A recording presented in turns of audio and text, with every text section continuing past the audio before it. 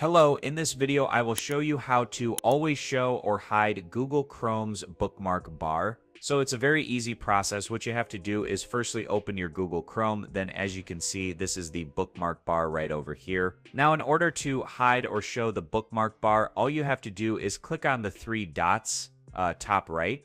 Then just when you hover over bookmark and lists over here, you will see the option of hide bookmarks and show all bookmarks. So if you click on the hide bookmark bar option, it will hide the bookmark. Now the reason you can still see the bar is because you're currently on a new tab. So let's say, for example, if you do open any of the other tabs, as you can see, the bookmark bar will not be shown. Now if you enable this option again, which is going to be show bookmark bar, the bar will again appear. Now there is another way of how you can do this. Firstly, directly right-click on the bookmark bar itself, and you should see an option called Show Bookmark Bar right over here. We'll notice there is a small check mark in front of it. Now, if you click on this option, it will automatically hide the bookmark bar, and if you want to bring it back, you have to go to the three dots over here, then Bookmark Bar and Show Bookmark Bar, and that will bring the bar back.